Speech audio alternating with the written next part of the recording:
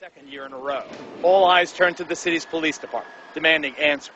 Chief of Police Edwin Figueroa once compared his city to Iraq's battle-scarred Fallujah. Isn't it a fact that you arrest the same people just like we fight the same insurgents in Iraq? Exactly. Recidivism rate, we're at about 40%. Recidivism meaning the individuals that go to jail, come back out, and commit the same crimes.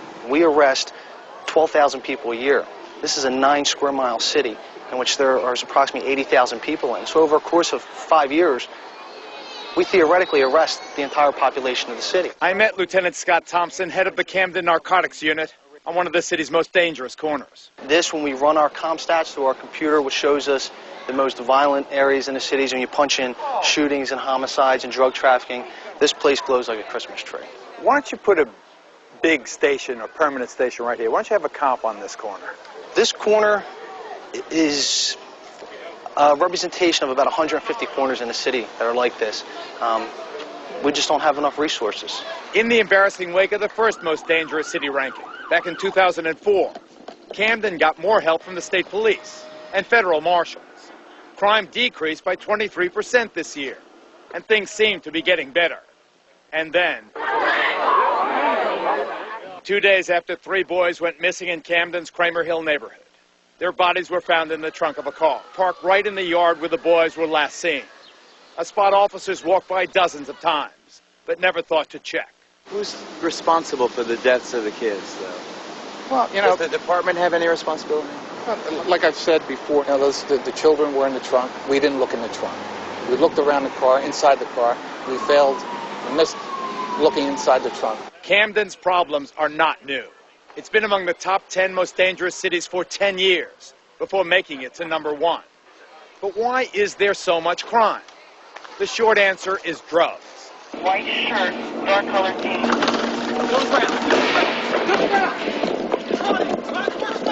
Lieutenant Thompson and his narcotics team are executing an operation called a Buy Bust, targeting the drug dealers of Camden. Put your hands behind your back. We're at a Mexican restaurant. Night after night, the narcotics force sends in undercover officers to buy from the dealers. The team members position themselves nearby and listen as the undercover describes the suspect. Hispanic male, white shirt, black shorts. Once the buy is made, they give the signal to move in. Deal's done, move in. Deal's done, move in. But these dealers are as organized as the police. Their drugs come with brand names, their guns bigger than the cops, and they even hire security. Nextel's going off, Nextel's going off. What's that? The lookouts. They have lookouts posted along here with Nextels that are letting them know that we're coming. They're running. There he goes. He's running towards you. Camden PD made nearly 11,000 arrests last year, but that hardly put a dent in this thriving business. Camden has approximately about $150 million a year black market in narcotics. This is our IBM. This is our Microsoft. You're fooling yourself if you don't believe that this is part of the economy in this city. An economy fueled by demand. This surveillance video captures a Camden heroin set at 6 in the morning. The dealer on the bike opens for business. And within 5 minutes, he sells to more than 20 people. We know that the deck is stacked against us in the first place. To stem the tremendous demand for drugs, police also target the buyers. What you want, 5? Yeah, let me get the money. Wait a minute, is it a knockout? Knockout? Yeah. Just knockout? All right, go ahead. In operations called reversals, undercover agents pose as dealers. He said he got a weapon in the car. Over the next 2 hours, a steady stream of buyers pull up, make a purchase, then find themselves in handcuffs. The majority of them are white kids from the suburbs. When we run reversal operations, we get just as many people from the suburbs as we do from the city in here buying. Thompson considers reversals to be the most dangerous operation they run. Shut the car off. Turn it off. Turn it off. Despite the risk, these cops hit the street every night. We're fighting a losing battle each day. I'm not kidding. We're outmoneyed, we're outgunned, and we're outmanned. Get down. Get down. Bring down. Get down.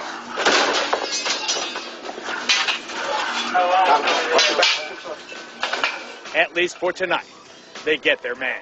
We got him. Camden wasn't always this way. In the 40s and 50s, it was an industrial center where they made everything from warships to radios to Campbell's soup. But all those manufacturing jobs are gone now. leaving once vibrant neighborhoods to slowly sink into the mess they're in today. Nobody realistically expects Camden to get back to those glory days, but some good people are working hard to get the city back on its feet. We'll hear from them later. But first, coming up, families crushed by crime in America's most dangerous city. He just squeezed my hand and said, "Oh, Mom."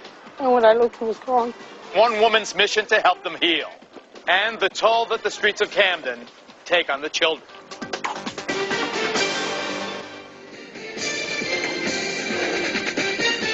Welcome back, everybody. In Camden, violence is a harsh and unavoidable fact of life that has touched virtually every family on every block. I took my daughter upstairs to lay her down in bed, and all of a sudden I heard gunshots. Boom, boom, boom, boom, boom. In October 2004, Olga Gonzalez's 12-year-old son Pedro was gunned down on the steps of his own home, robbed for only a broken $20 radio. My son was on the floor, face down. I flipped him over, and when I lifted up his shirt, I saw the hole on his chest. And I was applying pressure on it.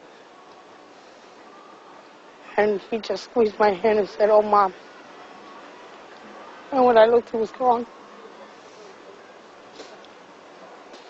Every corner there's a story of somebody's either murder or some violent act that has taken place there. For this Catholic nun, death has become her life's work. Every time I hear somebody was shot or somebody was murdered, you know, I'm surprised. I haven't gotten numb to it.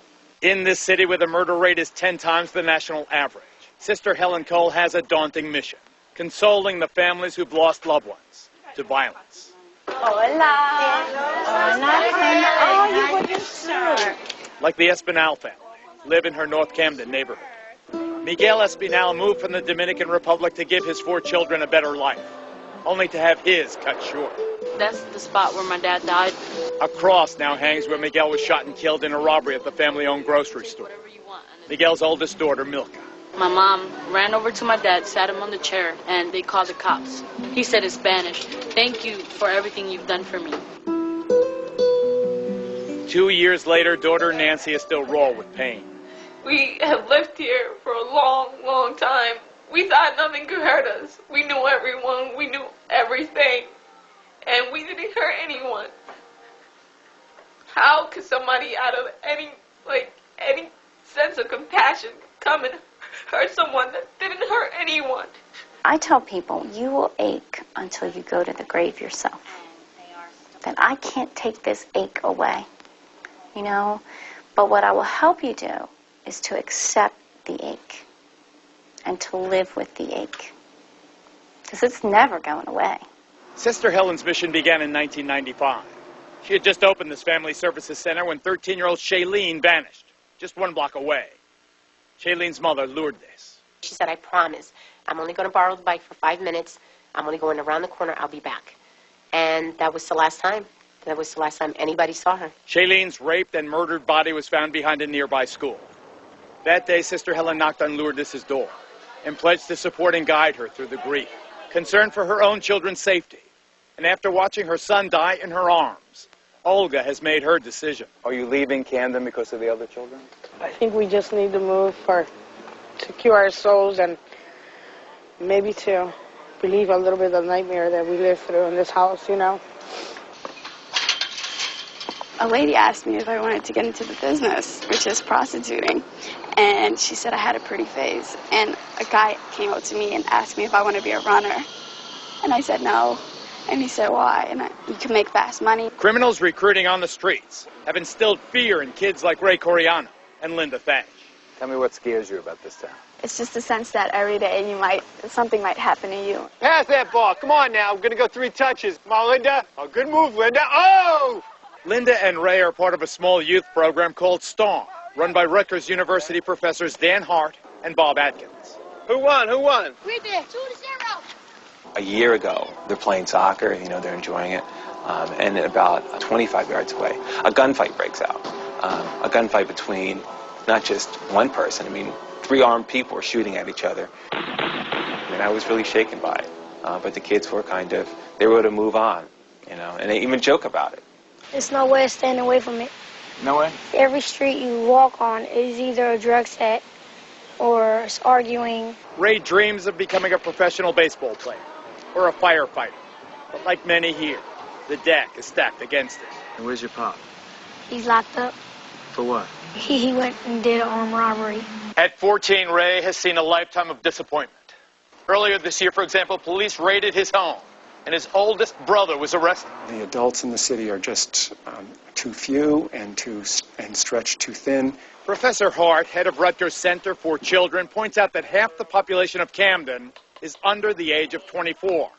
A third of them are younger than 18. Without these adults providing structure, you have kids kind of running the streets and dominating life in a community, and dominating in a way that's not good. It's 1 o'clock now. Should be home. Your parents know you're out? Yes? No? Yes. They know you're out? Yes. We have a youth crisis here. Camden County Prosecutor Vincent Cerubi. It's not 30-year-olds or 40-year-olds that are killing each other. The people that are killing each other are between the ages of 16 and 24. Do you want to stay in Camden? No. And Ray, what about you? What do you want to do? You want to stay around here? No. Education is, of course, the traditional escape route from poverty. But Camden schools are stuck in their own mess, underfunded and plagued by violence. An estimated 50% of current high school freshmen will drop out before the end of their senior year. And more than half of the students who take the state proficiency exam will fail. Here's what's coming up. State and city governments combine forces to rebuild this ravaged community. Skeptics don't see how the plan will work, but a pair of leaders in charge of the revitalization are out to prove those critics wrong.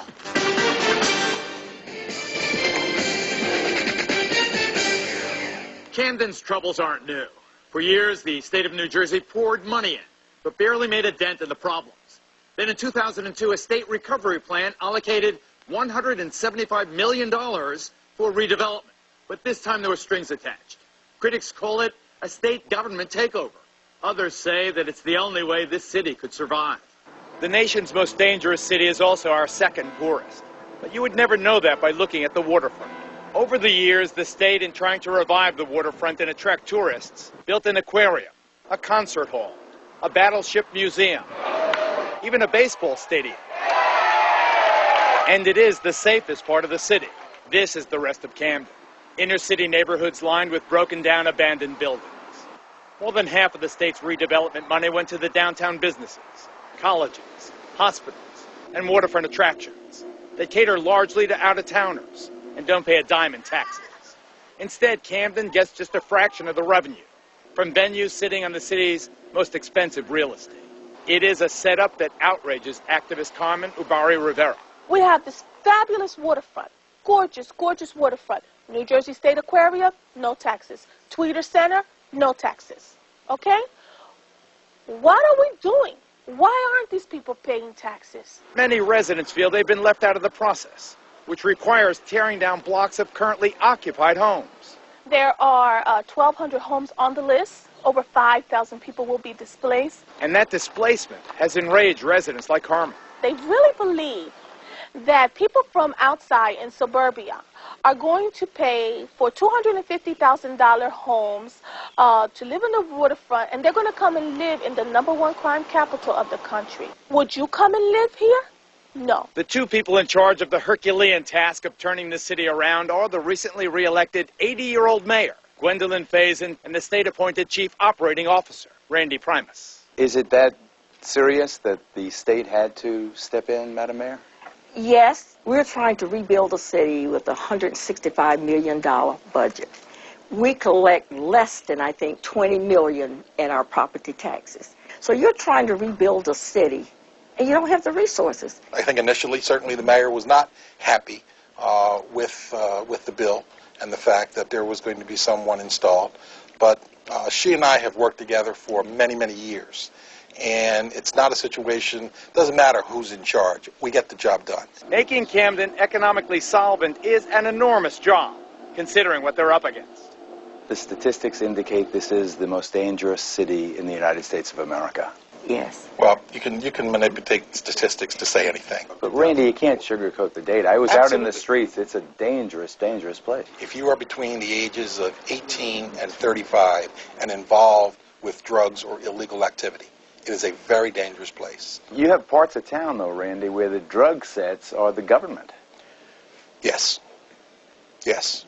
The pathologies of poverty have led to that. When folks dropped out of school and don't have the skills for the job, then, minimum wage salaries don't support families. And unfortunately, too many of our young people have found to be entrepreneurs in the drug trade. And it has had a devastating impact on this community. In September, after a year-long independent public safety review, the police department underwent a structural reorganization to create more accountability and put more beat cops in the neighborhoods. Lately, though, it seems the public safety issue has taken a backseat to the raging debate over redevelopment. It seems that the disconnect between your vision of the future and the vision of the people in the streets is that whatever is happening to benefit the city isn't benefiting them. We are not chasing people away. We want them to become a part and stay a part of the community. The reality is that many people believe that we are trying to rebuild Camden at the expense of the local residents. Our plan does call for revitalization and rehabilitation where we are bringing higher income folks in, but it also provides for all of the residents that are here. Camden's recovery won't happen overnight. There are years of work ahead. But the true test of success may come in 2007. That's when Primus ends his term as COO, and the state steps back. Then the training wheels on the city's future come off. Where are we going to be in 2007, Madam Mayor? Where are we going to be? Well, we're going to be so proud of the things that happened because we're moving on. We're just hitting a few difficult days, a difficult time. All this should pass. Watch it. Come and see me in 2007. Back in a flash with some closing thoughts.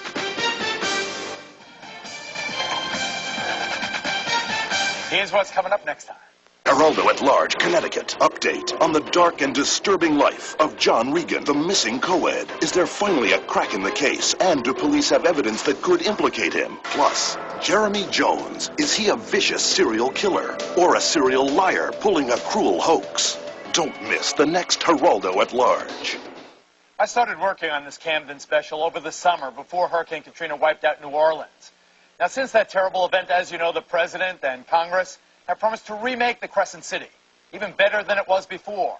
And while they're obviously sympathetic when that happened, the residents of cities like Detroit, Baltimore, and yes, Camden, New Jersey, asked, why not us? Our towns have also been ripped apart by hurricane poverty and tropical storm crime and unemployment. Where's FEMA for us? It's a good question, isn't it?